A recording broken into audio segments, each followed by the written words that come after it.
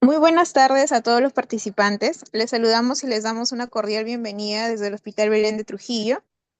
Bienvenido a todo el personal de salud a la telecapacitación del día de hoy, lunes 28 de octubre, con el tema Manejo inicial del traumatismo encefalocraneano grave en pediatría, a cargo del doctor Dani Paredes Quispe, médico especialista en pediatría, con maestría en medicina, con mención en ciencias clínicas, coordinador de la Unidad de Cuidados Intensivos Pediátricos del Hospital Belén de Trujillo. Antes de dar inicio, indicamos que estamos compartiendo el enlace para registro de asistencia y les recordamos que pueden enviar sus preguntas a través del chat de la plataforma Zoom para poder ser absueltas al finalizar la ponencia. Muy buenas tardes, doctor Dani Paredes. Es un privilegio tenerlo con nosotros. Bienvenido y adelante. Lo escuchamos, doctor. Muy buenas tardes con todos los participantes. Muchas gracias por la invitación. Quiero compartir acá mi ponencia. No sé si se logra ver. ¿Me confirman, por favor? Sí, doctor, estamos viendo su Sí, ponencia. se ve, se me Sí. escucha también, ¿no? Ok. Así es, doctor. Muy buenas tardes nuevamente con todos.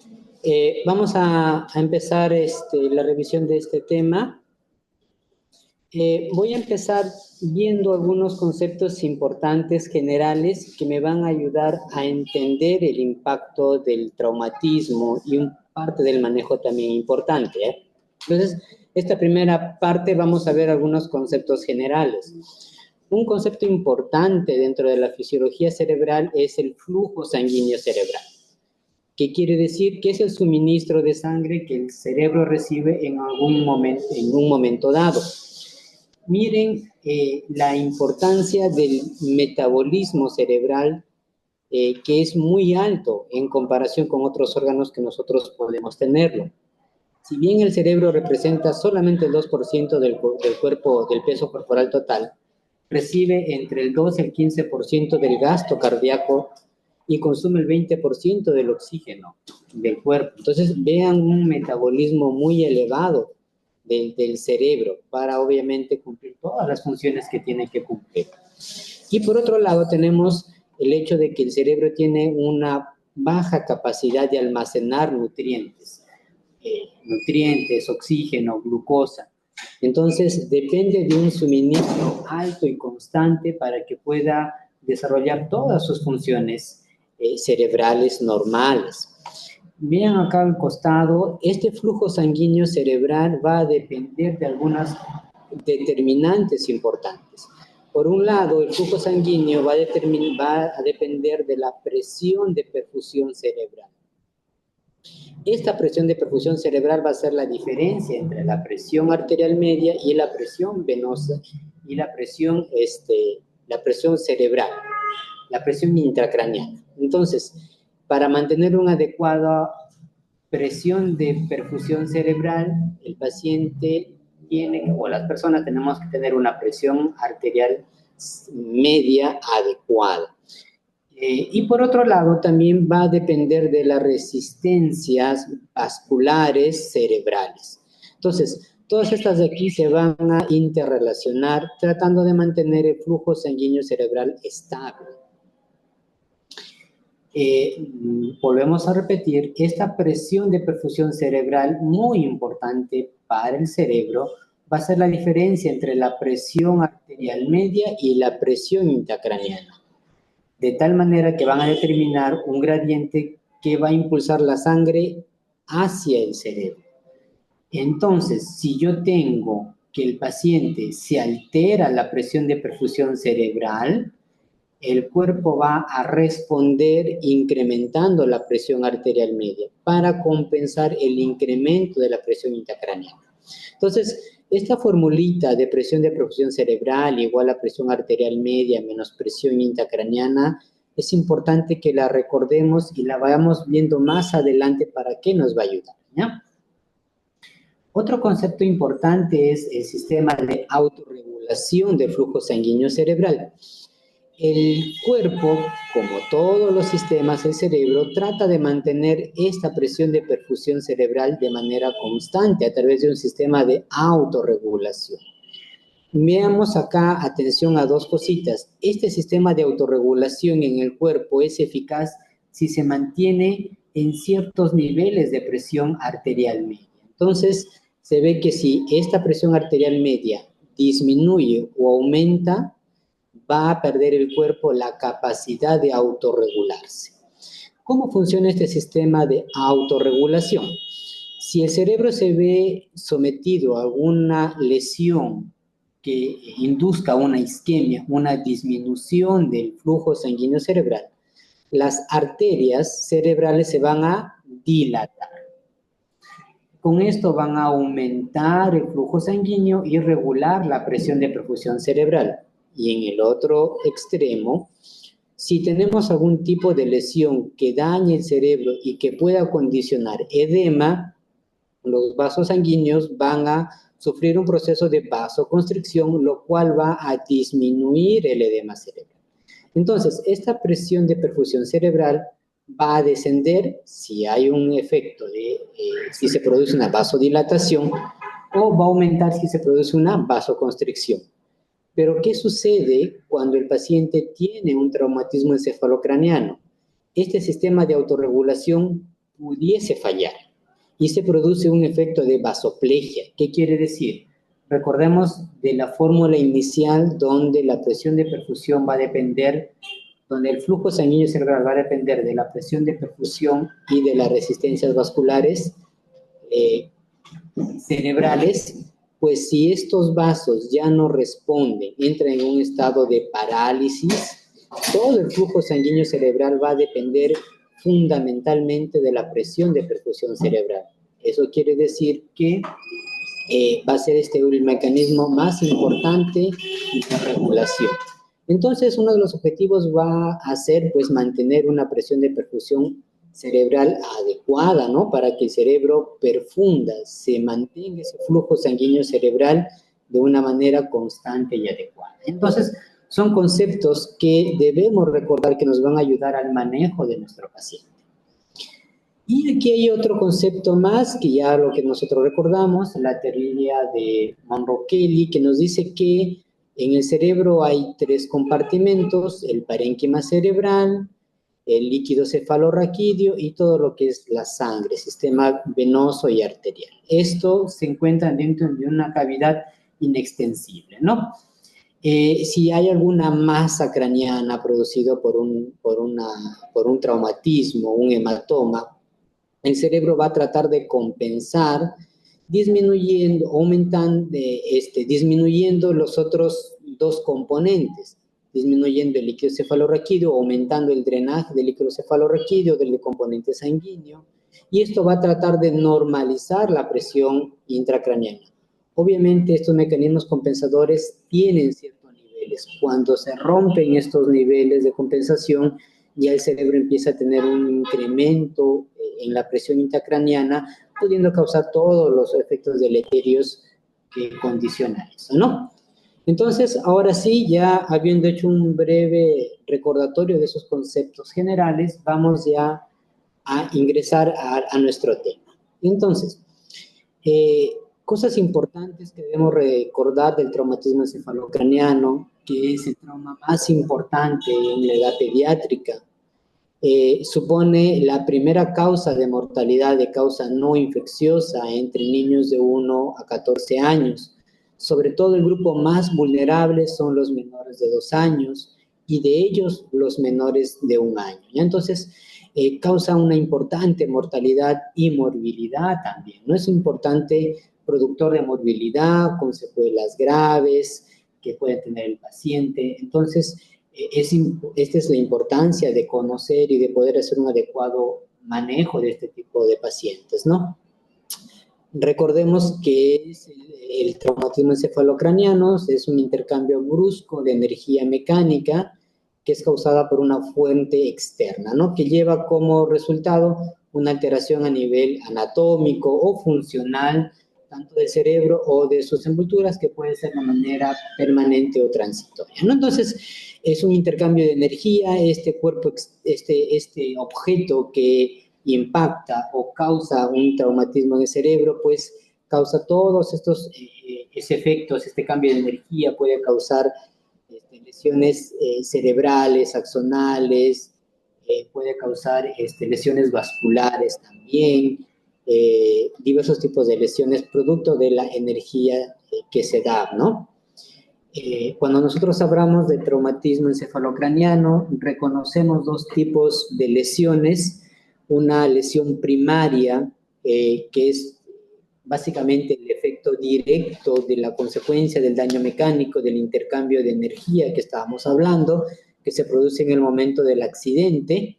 Esto es importante recordar. Aquí algunos factores importantes, como por ejemplo la altura, en el cual se produjo una caída, por ejemplo. Sabemos que alturas mayores a 1 metro condicionan mayor riesgo.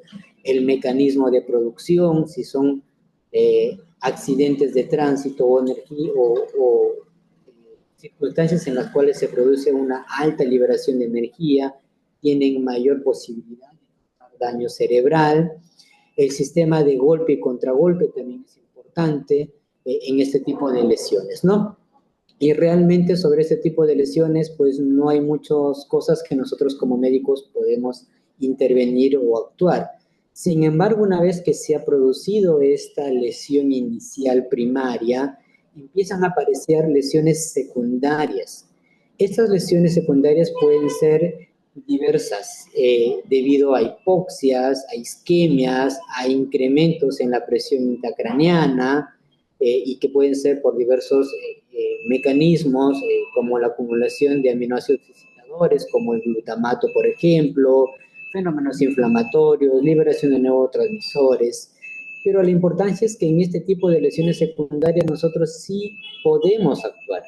Y de hecho, es nuestro objetivo más importante el reducir o controlar, disminuir este tipo de lesiones, lesiones hipóxicas, hipovolémicas, isquémicas, lesiones que incrementen la presión intracraneal, ¿no? Entonces, nuestro principal actuar va a ser en este tipo de lesiones que se puedan presentar.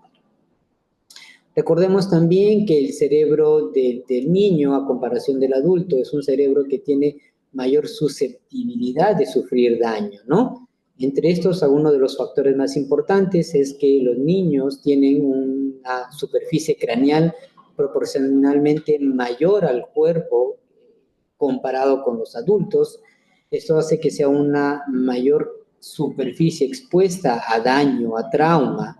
Tienen una musculatura cervical mucho más débil, un tejido óseo plano mucho más fino y deformable, que da menos resistencia a los traumatismos, poseen un mayor contenido de agua y menor de mielina. Esto hace que las lesiones puedan tener mayor grado de inflamación y de secuelas que pueden tener, ¿no? Entonces, recordemos que los niños son más vulnerables a tener mayor tipo de lesión cerebral traumática encefálica comparado con los adultos. Recordemos brevemente qué es lo que sucede en la fisiopatología del traumatismo. Hay un impacto inicial, un intercambio de energías, la misma fuerza mecánica puede hacer disrupción en las células, puede causar muerte directamente en el traumatismo y secundariamente puede haber alteraciones en las membranas celulares. Hay una salida de potasio, un incremento masivo de calcio intracelular, hay una activación de los receptores NMDA, lo cual hace un ingreso masivo de calcio hacia las mitocondrias, activan una serie de proteasas, nucleasas, que van a causar un daño directo en las células, con degradación del citoesqueleto, muerte por apoptosis, procesos inflamatorios. Este es el mecanismo fisiopatológico cuando nos enfrentamos frente al paciente que tiene TEC, ¿no? Entonces, ¿qué es lo que debemos hacer? ¿Cuál debe ser nuestro abordaje inicial? Como todo paciente crítico, grave, debe pasar inicialmente por una valoración del triángulo de evaluación pediátrica. Recordemos brevemente, este triángulo de evaluación pediátrica me va a permitir valorar de una manera rápida, práctica, se dice en menos de un minuto, la estabilidad general del paciente, ¿no? Vamos a valorar cuál es su apariencia, cómo está su estado de conciencia, si el paciente está despierto, irritable, somnoliento, comatoso, el trabajo respiratorio, la circulación. Con esta primera valoración del triángulo de evaluación pediátrica, yo lo que voy a determinar es si mi paciente se encuentra en un estado inestable o estable. Si el paciente está en un estado inestable, voy a continuar haciendo las medidas de soporte inicial y voy a proceder a el ABCD que ya conocemos, ver cómo está la vía aérea, si es una vía aérea permeable, si tiene un estado de conciencia lo suficientemente adecuada para que pueda estar el paciente con intubación y sin intubación, cómo está la ventilación, y aquí voy a hacer una monitorización. En la evaluación primaria ya voy a hacer una valoración ya utilizando la oximetría de pulso para ver la ventilación, de repente una capnografía si es que tengo a la mano. Vamos a ver la parte de la circulación, cuál es el estado de la frecuencia cardíaca, el estado de la hemodinamia, monitorizar todo eso que lo vamos a desarrollar un poquito más adelante, pero quiero que sigamos esta hilación. Vamos a ver la parte D, que es la parte neurológica, la evaluación propia de la parte neurológica, valorar cómo está la glicemia del paciente y si tiene alguna otra exposición, si tiene algún otro traumatismo. Recordemos que los accidentes encefalocranianos graves no están aislados, es decir, vienen muchas veces asociados a politraumatismos. Entonces yo tengo que hacer la valoración de otros órganos, si hay un traumatismo cervical asociado, un traumatismo abdominal, un traumatismo torácico que van a impactar directamente en el manejo del traumatismo encefalocraniano, ¿no? Entonces, ya veremos el estado de conciencia, la reactividad pupilar y valoraremos la exploración neurológica un poco más completa, ¿no? Ya en esto ya vamos a ver en la valoración secundaria, donde pues probablemente yo tenga que utilizar algunos otros medios, puede ser una tomografía, puede ser una ecografía, exámenes ya auxiliares o la colocación de un catéter para valorar la presión intracraneana, ¿no? Entonces, esta valoración de aquí me va a determinar, establecer algunos riesgos. Hay pacientes que tienen mayor riesgo de hacer una lesión intracraneal, ¿no? Severa a otros. Esto de aquí es importante recordar, son los pasos generales, iniciales del manejo del paciente con una condición grave como es el traumatismo encefalocraneano, ¿no? Que puede ser grave, ¿no? Que puede ser grave. Cuando yo haga la valoración craneal, hay algunos puntos importantes que debemos recordar y valorar, buscar si es que el paciente presenta o no cefalohematomas. Ya sabemos que el cefalohematoma es un hematoma superióstico, su consistencia generalmente es dura y suele respetar las suturas craneales. Sin embargo, yo voy a tener un mayor riesgo de que el paciente tenga una lesión intracraneal importante, una hemorragia, un hematoma, si es que de este cefalohematoma es una posición que no es frontal en menores de 2 años, es decir, una lesión, un cefalohematoma temporal o parietal, se me ocurre. Si el cefalohematoma es grande, más de 3 centímetros, o es una consistencia dura, es una consistencia blanda, a diferencia de lo que normalmente debe ser dura, o si es que simplemente hay un cefalohematoma en cualquier posición en un menor de 3 meses. No, esto me induce a pensar de que ha sido un traumatismo importante, ha tenido un mecanismo de energía importante, lo cual puede condicionar un mayor riesgo de una lesión intracraneal, ¿no? Es importante también palpar y ver si el paciente presenta algún signo de alguna fractura craneal. La palpación yo puedo percibir una crepitación o como unas escaleras, por eso se llama escalón óseo, como que salta, se ve un relieve. Si es que hay esto, yo tengo que pensar en una lesión mayor riesgo de una lesión intracraneana. es importante recordar que la ausencia de fractura no descarta el que haya una lesión intracraneana, ¿ya? Cuando yo voy a aumentar el riesgo, si hay una fractura deprimida, una fractura abierta, alguna fractura que cruza el recorrido de la arteria meningia media. Debo buscar siempre también si hay algunos signos indirectos de fractura de base craneal, un hemotímpano, un signo de Batle, ojos de mapache, o la emisión, la salida de líquido cefalorraquídeo por cualquier orificio, nasal, nasal, otros por el oído también, entonces tengo que estar atento a eso, ¿no? Si la fontanela anterior es tensa, siempre importante en niños pequeños y en general en todo paciente grave, TEC, buscar si es que hay un signo de lesión cervical, ¿no? Sobre todo si hay algún tipo de deformidad o si hay algún punto doloroso importante. Nuevamente recordemos los signos de fractura de base de cráneo que yo tengo que estar viendo, el signo de Batle, que es la equimosis retroauricular, el hemotímpano, vemos aquí el contenido sanguinolento dentro del tímpano, o la equimosis preorbitaria, que son los ojos de mapache, ¿no? Estos signos me indican que puede haber una fractura de base de cráneo. ¿Cómo hacemos la valoración de la gravedad? Pues usando la escala de coma de Glasgow, ¿no? La que ya sabemos nosotros, ya tenemos conocimiento. Importante aquí recordar dos cosas. Primero, que tenemos una escala de Glasgow adaptada a la población pediátrica y que se va a diferenciar en aquellos que son menores de un año, mayores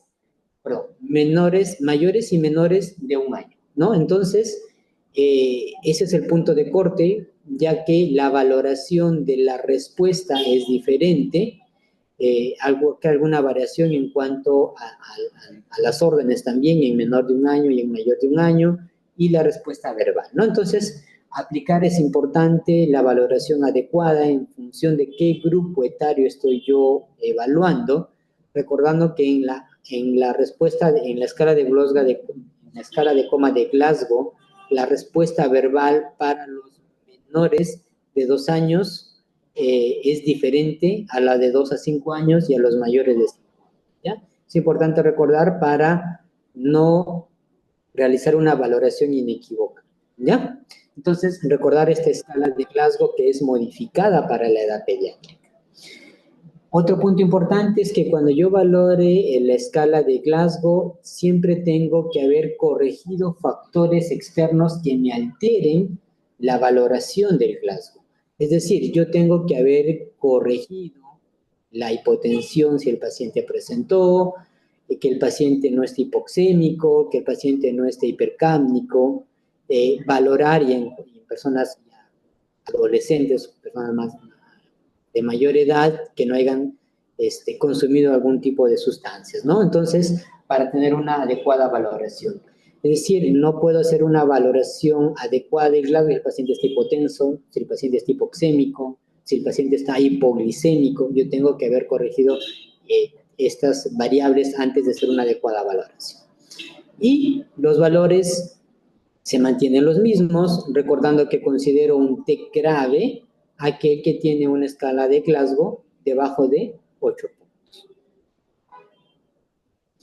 Es importante siempre en la valoración del paciente con TEC buscar activamente o estar pendiente de si el paciente presente en algún momento algún signo de una herniación. ¿Qué es una herniación cerebral? Es cuando parte del tejido cerebral por aumento de la presión intracraneana se desplaza y atraviesa algún orificio del cerebro, ¿no? Entonces tengo una hernia sulfaciana, una transtentorial, una amigdalina. Entonces, esta condición es de alta peligrosidad, de alta mortalidad. Entonces, yo tengo que estar muy atento a que el paciente pueda presentar o no esta condición.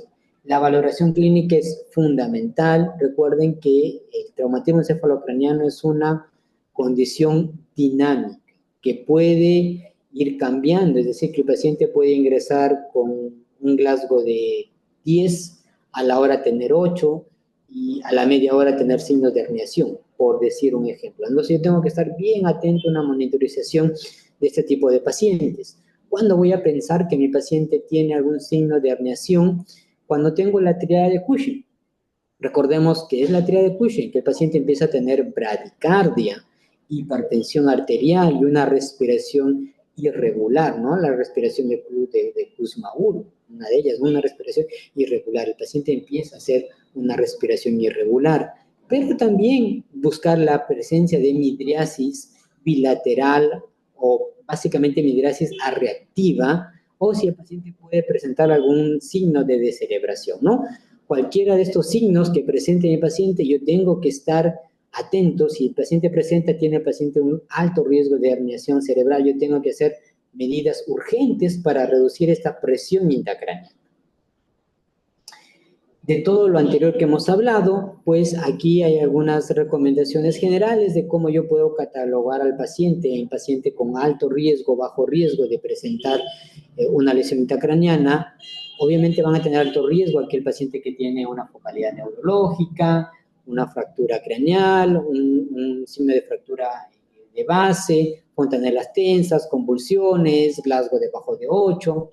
Pero aquí me he tomado aquí para ver que ya los estudios demuestran que la edad es un factor importante y se ha visto mayor morbilidad y mortalidad en el grupo etario menor de 2 años y de grupo etario mayor de 2 años. Entonces, es importante recordar este punto de corte para aquellos menores de 2 años, estar más atentos a la evaluación, a la evolución del paciente, ¿no?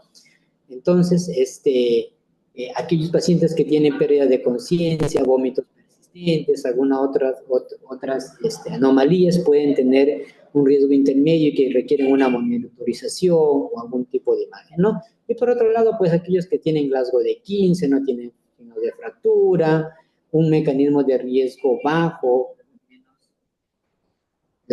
Los estudios dicen, en mayores de 2 años, lesiones, por ejemplo, de caídas menores de 1 metro, o en aquellos menores de 2 años, menores de 30 centímetros, aquellas caídas consideradas de bajo nivel tienen menor riesgo de que puedan causar a una lesión intracraneal, ¿no?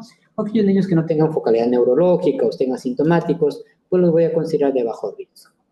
Entonces, en mi esquema general, haciendo un poco de resumen, el paciente crítico en la emergencia, vamos a hacer una valoración inicial del triángulo de evaluación pediátrica. Esto me va a permitir determinar si el paciente está inestable o está estable. Tengo un paciente con alteración importante del estado de conciencia, de la circulación o de la parte respiratoria, pues consideraré un paciente inestable. Con estos pacientes inestables, vamos a continuar haciendo la valoración del ABCDE, viendo la vía aérea, la permeabilidad, la parte ventilatoria, circulatoria, descartar si no hay algún tipo de lesión cervical que requiera algún manejo, hacer una estabilización de la vía aérea, intubación, si el paciente tiene un Glasgow debajo de 9, debajo de 8, la mayoría de estudios. Recuerden que el Glasgow no es el único criterio para realizar la intubación o la protección de la vía aérea. Vamos a ver más adelante que existen otras condiciones que también ameritan la intubación, administrar oxígeno en estos pacientes, hacer el monitoreo de la frecuencia cardíaca, respiratoria, la presión arterial, la saturación. Es importantísimo el manejo del dolor, establecer ya un manejo de la hipertensión intracraneana y hacer los estudios que corresponden, ¿no? Una tomografía en estos tipos de pacientes. Estos pacientes obviamente tienen que estabilizarse, ¿no? Tienen que ingresar a un hospital, a un centro que tengan este tipo de zona. En aquellos pacientes que no tienen alteración del triángulo de evaluación pediátrica y están estables, valoraremos el riesgo, ¿no? Si hay un paciente con alto riesgo, una tomografía me va a ayudar a determinar si hay algún tipo de lesión intracraneana, y en caso de que no sea esto, pues en función del grupo de riesgo en el que se encuentre, y si es que presenta algún deterioro clínico, una caída de Glasgow debajo de 3 puntos, alguna persistencia de síntomas, cefaleas, convulsiones, vómitos persistentes, pues requieren alguna tomografía, ¿no? En aquellos pacientes que requieren tomografía y vemos lesiones graves, pues vamos a ver los hematomas, un hematoma epidural, un hematoma subdural, pueden presentar fracturas, aquí fracturas con desplazamiento, con hundimiento, o la lesión axonal difusa, ¿no? Hay algunos mecanismos de traumatismos donde se altera el eje cerebral y esto puede causar ruptura de las fibras axonales que se ven básicamente a nivel de los tálamos y esto puede condicionar un traumatismo grave, ¿no? Entonces, aquellas lesiones que no se asocian, como ustedes ven, a hemorragias, pero que pueden tener lesiones de rupturas en los axones, vuelvo a repetir, esto te da una lesión axonal difusa, ¿no? Básicamente se pueden ver lesiones a nivel de los tálamos.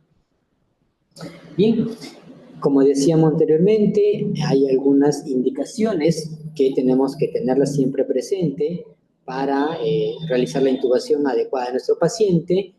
El Glasgow es uno de los más importantes, aquel paciente con Glasgow debajo de 8, que no tenga una adecuada protección de la vía aérea, un deterioro inmediato de nivel de conciencia, se considera generalmente más de 3 puntos en la caída del Glasgow, es decir, un paciente que ingresa con 15 y ya tiene 12 puntos y yo veo una mala evolución, pues tengo que estar atentos porque en algún momento puede requerir este paciente algún grado de soporte de intubación, ¿no?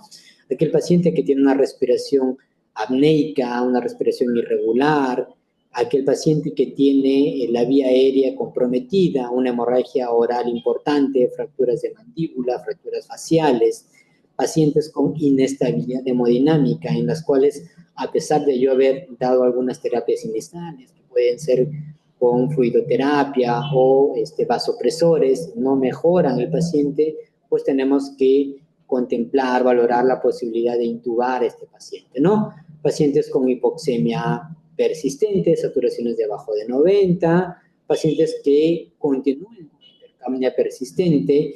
El CO2 es un determinante importante dentro del metabolismo cerebral.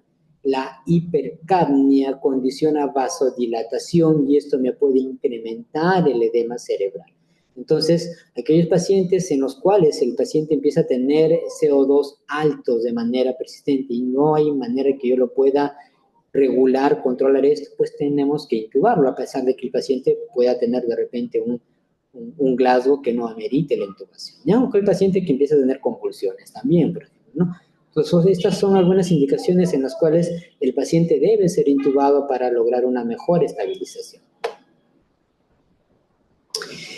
En el abordaje inicial ya del paciente con traumatismo cerebral severo, vamos a hacer una monitorización continua de la parte hemodinámica y esto va a ser monitorización de la frecuencia cardíaca. Ya vimos que el paciente con TEC severo puede hacer signos de bradicardia, entonces yo tengo que estar atento a eso. Puede ser también taquicardia por dolor o por muchas otras causas. Yo tengo que estar monitorizando no solo la frecuencia cardíaca, sino también el ritmo, monitorización, la presión arterial, y aquí hago hincapié a que si bien puede ser invasiva como no invasiva, se ha demostrado que de manera inicial la monitorización de la presión arterial no invasiva no altera el pronóstico ni el manejo con respecto a la invasiva. Es decir, sigue siendo tan útil como siempre lo fue la monitorización de la presión arterial no invasiva. No es necesario de una manera inicial tenerla de manera invasiva, ¿no? Si el paciente, por algún motivo, ya está con una línea y se puede medir la presión venosa central, se debe hacer el control de la diuresis también es un punto importante, ¿no? Como un reflejo de la parte hemodinámica. Vamos a monitorizar la ventilación, la frecuencia respiratoria, el patrón de la frecuencia respiratoria, cómo está su saturación, su presión de oxígeno, su presión de CO2. Vamos a ver más adelante que existen ciertos niveles objetivos que yo debo alcanzar para una adecuada oxigenación de la parte cerebral de mi paciente. Una monitorización neurológica, por supuesto, que inicialmente la vamos a hacer con la valoración de la escala coma de Glasgow, valorar cómo están las pupilas, el tamaño, su reactividad, pero que más adelante, ya en los casos más severos, como en este caso, vamos a hacer una monitorización avanzada, ¿no? También es importante algunos exámenes que se hacen en estos pacientes, un hemograma que me va a permitir valorar cómo está la hemoglobina, si hay algún trastorno de coagulación, va a pedir las pruebas de coagulación, la gasometría, los electrolitos, ver cómo está su glicemia, urea, creatinina, si hay un contexto de un componente cardíaco por el politraumatismo, puedo pedir troponinas para hacer la monitorización, ¿no? Algunos estudios radiológicos, la radiografía de tórax que se pide en estos pacientes, que en función obviamente del contexto o si el paciente ya está intubado, que me va a permitir valorar cuál es el estado del parénquima pulmonar, la situación del tubo, como ya comento, si está el paciente intubado o si sospecho algún traumatismo torácico, valorar también la posición de la sonda orogástrica, ¿no? Y la tomografía cerebral y la tomografía cerebral y cervical en función del contexto y la sospecha clínica del paciente. En cuanto a la monitorización neurológica, ya vimos que es importante monitorizar y controlar cómo está la presión intracraneana. Para la monitorización de la presión intracraneana sí tiene que ser de manera invasiva, pero cuando yo tengo que estar pensando cuando un paciente debe tener una monitorización intracraneana, cuando el paciente tenga un TEC grave, si presenta alguna lesión intracraneal importante, un hematoma, o cualquier otra condición, o aun cuando el paciente pueda tener un ataque normal, pero si tiene alguna postura de decorticación, de descerebración, también debería estar monitorizada la presión intracraneana. ¿Cómo se hace esto? A través de la colocación de catéteres. El patrón de referencia es la colocación del catéter intraventricular, ya que me va a permitir no solamente hacer el diagnóstico de incremento de la presión intracraneana, sino también hacer un efecto terapéutico, es decir, uno puede extraer líquido cefalorraquídeo para disminuir la presión intracraneana, ¿no? Sin embargo, al ser un procedimiento invasivo un poquito más cruento, digamos, de alguna manera, se han dispuesto otro tipo de dispositivos como la monitorización de catéteres intraparenquimatosos, ¿no? Y es lo que generalmente se utiliza en las unidades con mayor frecuencia, ¿no? Aquellos que tienen un traductor, que puede ser tipo Camino o tipo Codman, ¿no? Y esto se puede colocar pues al pie de la cama del paciente, es un poco la facilidad en las unidades clínicas, ¿no? Entonces aquí podemos ver los diferentes dispositivos. Aquí tenemos el intraventricular, cómo me va a permitir no solamente hacer el diagnóstico, sino también extraer líquido cefalorraquídeo para hacer un manejo, ¿no? Pero los más, como le comento, los que más se vienen usando son los intraparenquimales. Cuando hacemos diagnóstico de incremento de la presión intracraneana, de hipertensión intracraneana, cuando tenemos presiones mayores a 20 milímetros de mercurio con un tiempo mayor a 5 minutos. Entonces, como ustedes comprenderán, son evaluaciones invasivas las que se hacen. Sin embargo, en el transcurso del tiempo, se está haciendo cada vez más uso y más importancia de la monitorización no invasiva como alternativa a la monitorización invasiva, ¿no? Entonces, tenemos esta valoración a través de hacer una ecografía y valorar cuál es el diámetro de la vaina del nervio óptico.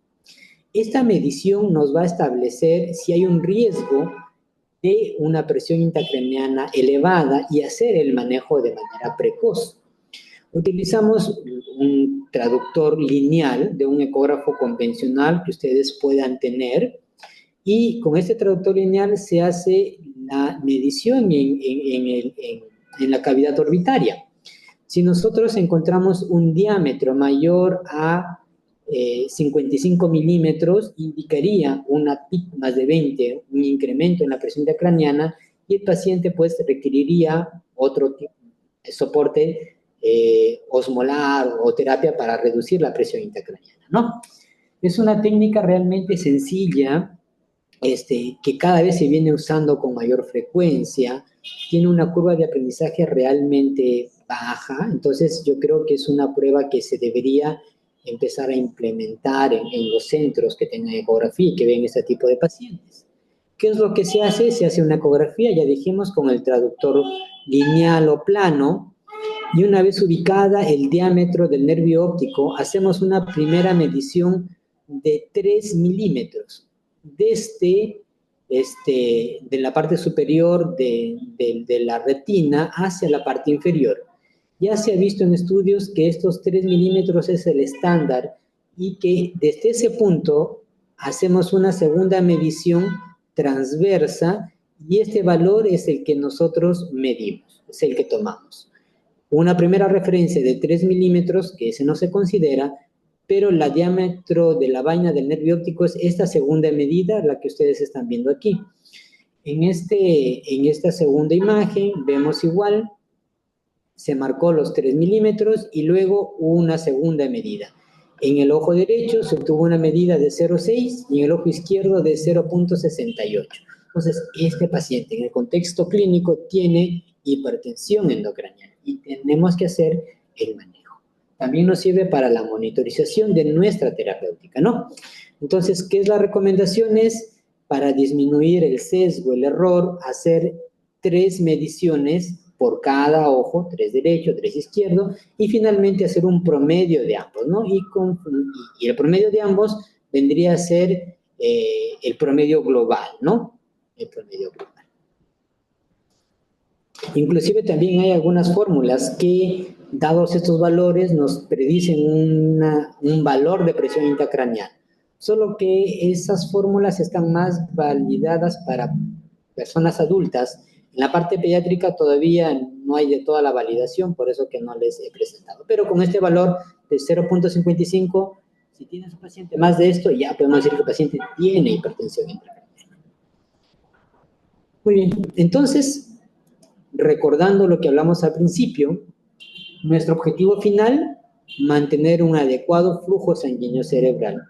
Y esto va a depender de que tenga una adecuada presión de perfusión intracraneal.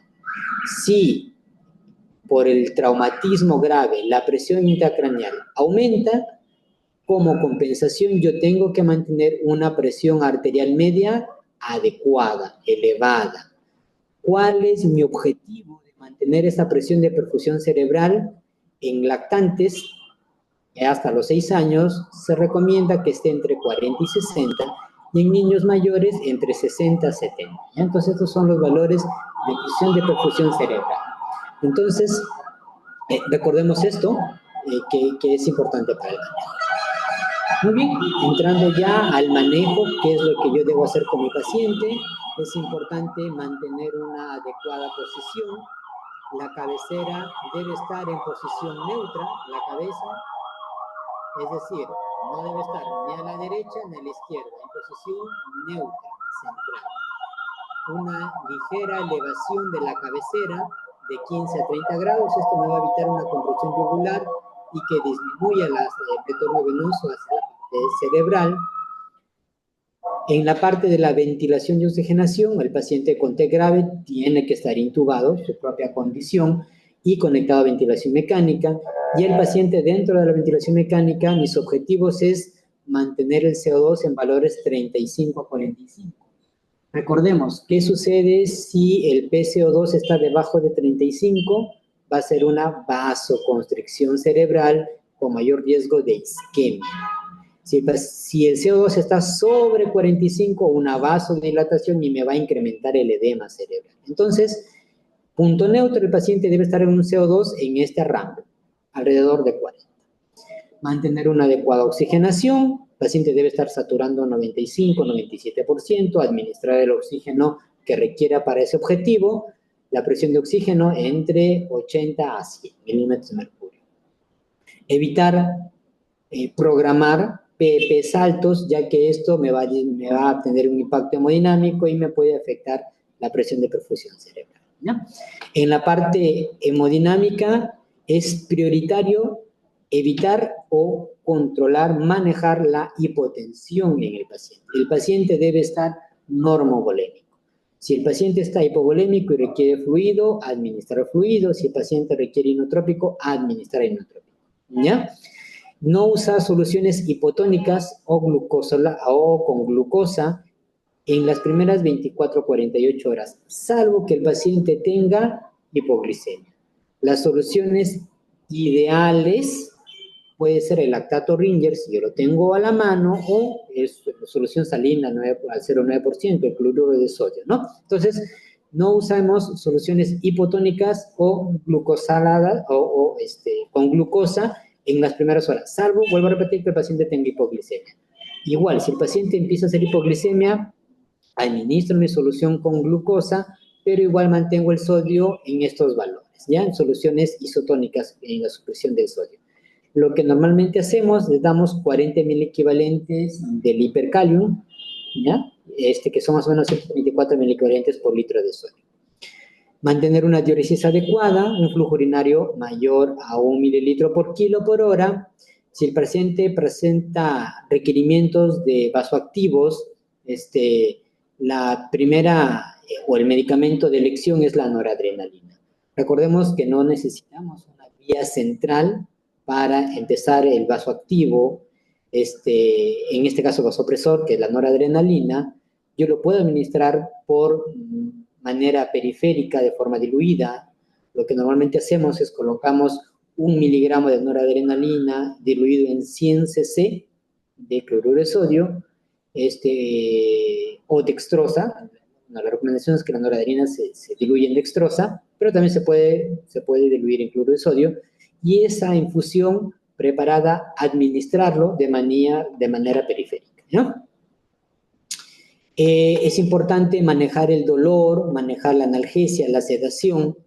Idealmente podríamos optar por remifentanilo, ya que tiene una vida media más corta, pero lamentablemente muchos centros no tienen, aquí inclusive no tenemos, entonces usamos morfina o fentanilo para manejar el dolor. La sedación utilizamos midazolam. Sí es importante recalcar que hay que evitar los bolos, tanto de fentanilo o midazolam, sobre todo si la presión de perfusión es baja, es decir, el paciente está hipotenso, porque esto puede condicionar mayor hipotensión y puede causar mayor daño cerebral, ¿ya? Para algún tipo de procedimientos podemos utilizar la ketamina, ya los estudios demuestran que no incrementa la presión intracraneal. Estos pacientes con TEC severo tienen mayor riesgo de presentar convulsiones precoces, es decir, aquellas que se dan entre la primera hora y la primera semana de haberse producido el TEC o el traumatismo. Entonces, es importante administrar la terapia anticonvulsivante, que puede ser con fenitoína, ácido valproico, levetiracetam también.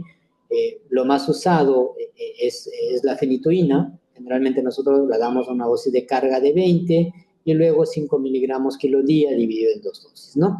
Recordar que las convulsiones dañan más el tejido cerebral, ¿no?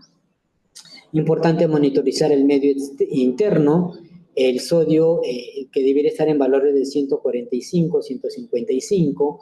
La hiperglicemia se ha relacionado a un mal pronóstico, a un peor pronóstico de los pacientes. No debería tener glicemias mayores a 180. Si es que esto se presenta, pues valorar el uso de insulina. Para tener al paciente con una adecuada hemoglobina mayor de 10 para asegurarnos un adecuado transporte de oxígeno, aporte de oxígeno. La nutrición adecuada, precoz, es importante. Si yo tengo una vía digestiva intacta, pues optar por la vía enteral, que es la de elección. Si el paciente por diversas condiciones no la puede hacer, pues puedo utilizar la vía parenteral, ¿no? Es importante empezar en las primeras 72 horas esta nutrición, idealmente en las primeras 24 horas, y pues valorar el efecto si es que requiere un gastroprotector, ¿no? Es importante controlar algunas otras causas que causa el incremento de daño cerebral, como en el caso de la fiebre. Entonces tenemos que hacer un tratamiento enérgico de la hipertermia, de la fiebre. Lo ideal es tenerlo a temperaturas de abajo de 38 grados, ¿no?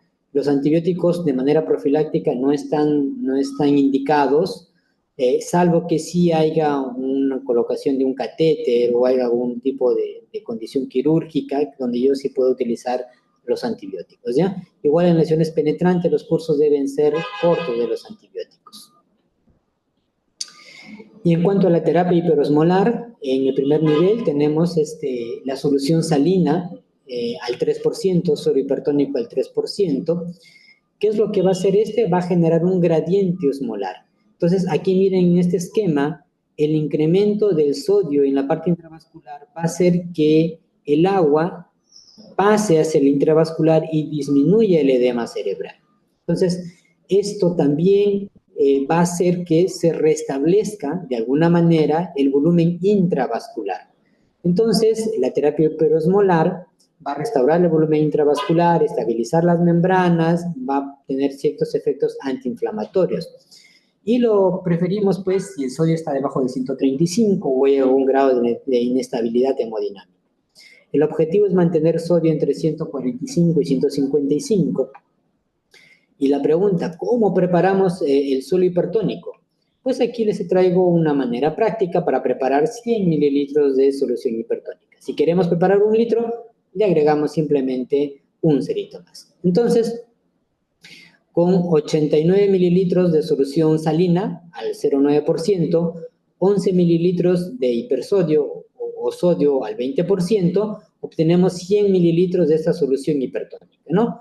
Vuelvo a repetir, si quiero 1 litro, pues le agregamos 190 con 110 y con esto de ahí obtenemos solución salina hipertónica al 3%. ¿Cómo administramos esta solución hipertónica? Si nosotros tuviésemos al paciente con un monitor de una presión intracraneana y yo viese que en este momento el paciente empieza a hacer esas más de 20 mililitros de presión por más de 5 minutos, pues le administro un bolo y hago que descienda la presión de la presión intracraneana y puedo monitorizar y estabilizar al paciente, ¿no? Y eso yo lo puedo repetir con cierta frecuencia. Pero como ustedes entenderán, esta manera de administrar requiere que el paciente esté con algunas condiciones. Entonces, al no poder utilizar esta forma, la otra forma de manera convencional y que lo hacemos con bastante tiempo ya en nuestra unidad, es administrarlo de manera en infusión continua. Y esta infusión continua el volumen de infusión es de 0.1 mililitro a 1, va en este rango, mililitros por kilo por hora. Es decir, si el paciente pesa 10 kilos, en mi bomba de infusión lo coloco desde 1 hasta 10 cc por kilo hora, en ese rango.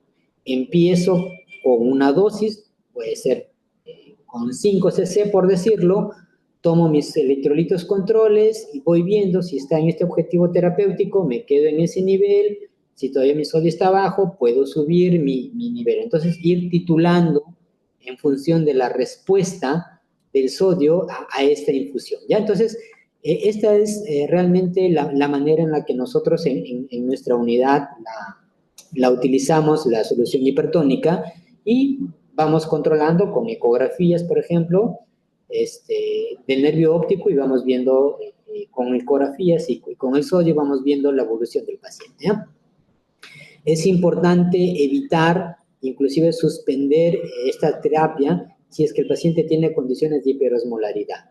Si la osmolaridad es mayor a 360, está contraindicando la solución hipertónica, o si el sodio sube más de 160, tengo que ir regulándolo, porque esto condiciona riesgo de trombosis, trombocitopenias o anemias, ¿no? La otra terapia es el manitol. Lo que hace es deshidratar el tejido.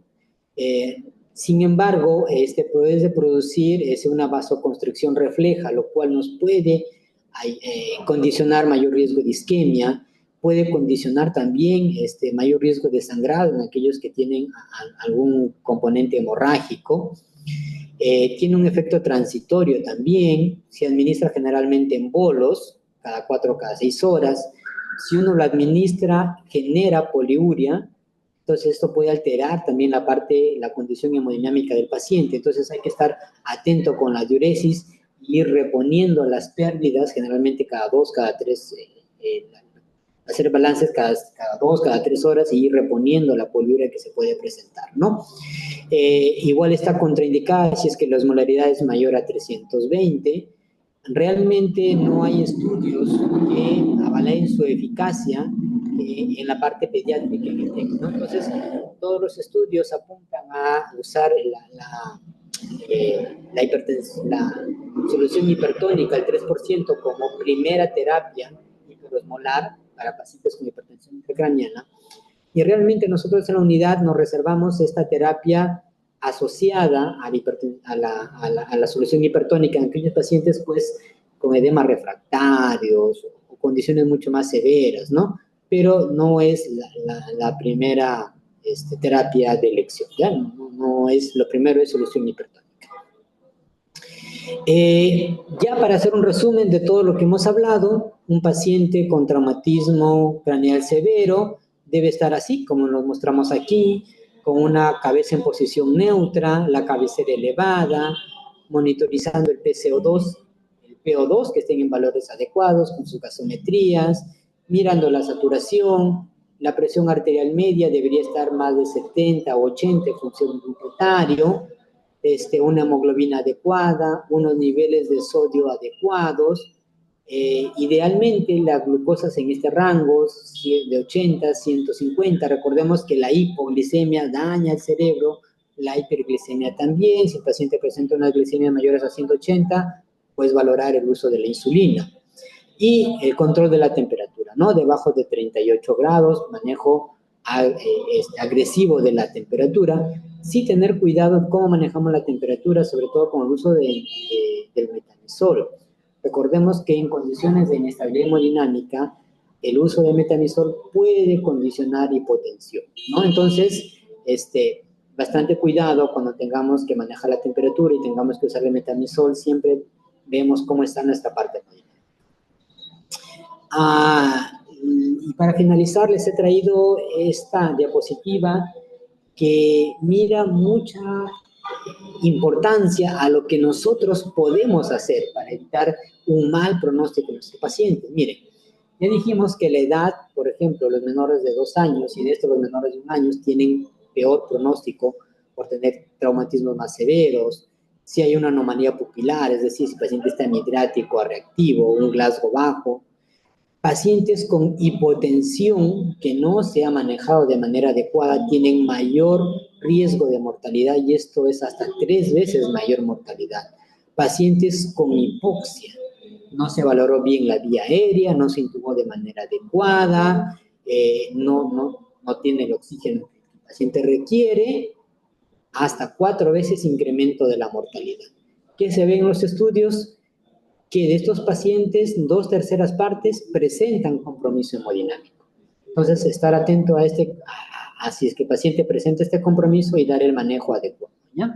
Igual, la fluidoterapia como primera opción, lactato Ringer o solución salina, un bolo de 20 mililitros por kilo. Si no hay respuesta, valorar el inotrópico. Volvemos a repetir, la noradrenalina periférica sigue siendo la terapia de primera elección. Y eso es todo lo que les puedo compartir. No sé si hay alguna pregunta, estoy atento a los que les pueda responder. Sí, doctor, muchísimas gracias por la ponencia del día de hoy. Ha sido de mucho aprendizaje para todos nosotros.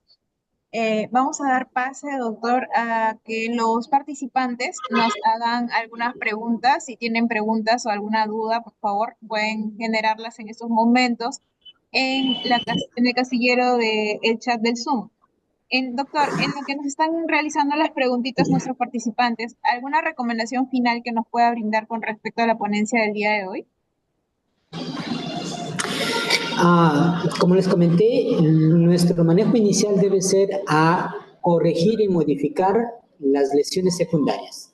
¿Qué es lo que me daña el cerebro después del traumatismo? La hipotensión, la hipoxemia, la hipercapnia, alteraciones de la glucosa, la no protección de la vía aérea. Entonces, son las medidas iniciales que debemos manejar en un inicio, ¿no? Entonces, mirar la presión arterial, tomar una gasometría, tomar una glucosa, estabilizar la vía aérea, son de las cosas iniciales, ¿no? Recordar, 2/3 de los pacientes pueden tener alteración hemodinámica, entonces es una cifra bastante importante, ¿no?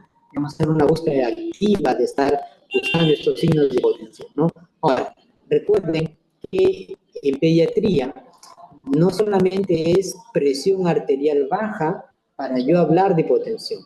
Yo puedo tener signos de hipoperfusión tisular antes de que el paciente llegue a hipotensión arterial.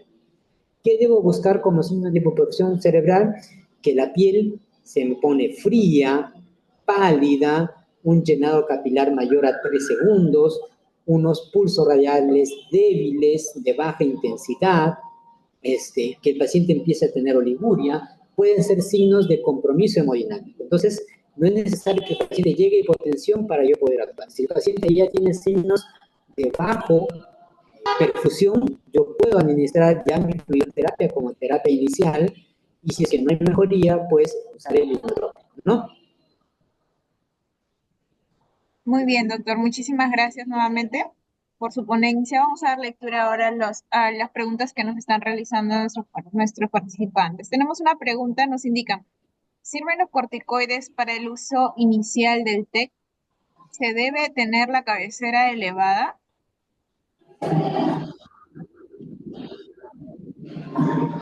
Ok.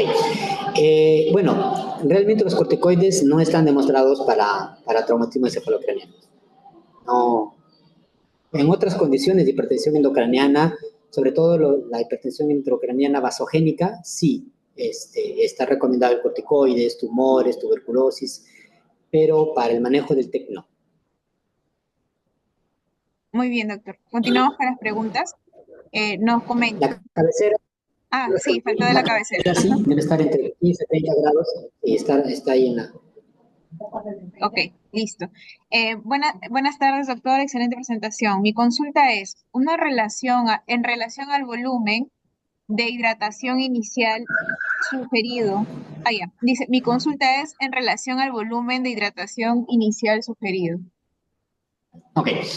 El manejo son de requerimientos usuales. Es decir, si el paciente pesa menos de 10 kilos, lo que usualmente hacemos es damos entre 110 a 130 cc por kilo.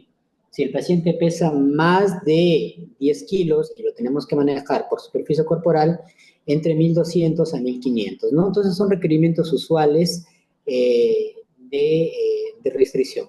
Hay algunos artículos, algunas recomendaciones que te dicen que puede restringir un poco el volumen con hipertensión endocraniana, pero la contraposición es de que al disminuir el volumen, disminuyes también la parte hemodinámica.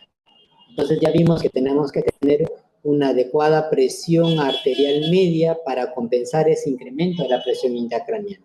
Entonces, en general, lo comento porque hay algunos artículos que por ahí uno puede leer o puede ver donde te hablan de una restricción de los aportes, pero en general la mayor evidencia de las recomendaciones es que sigamos con los requerimientos usuales. Y vuelvo a recalcar la importancia de no usar soluciones hipotónicas ni glucosiladas que tengan glucosa en las primeras 48 horas, salvo que la condición del paciente lo amerite, ¿no? Entonces, si tiene lactato, bien, lactato. De las cosas que una solución isotónica balanceada que se está recomendando con mayor fuerza, con mayor fuerza. Si no, cloruro, no hay ningún problema. ¿Ya? Pero si el paciente empieza a hacer hipoglicemia, sí, ya pues tenemos que usar la glucosa con sus electrolitos correspondientes, ¿no?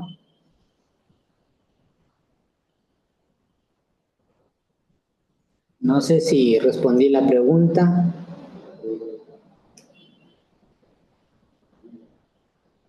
Por el día de hoy,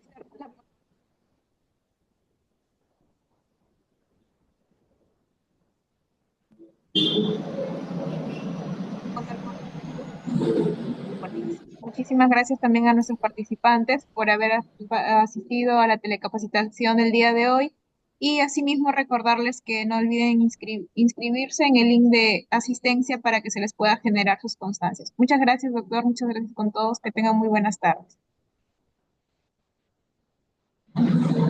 Bueno, muchísimas gracias con todos.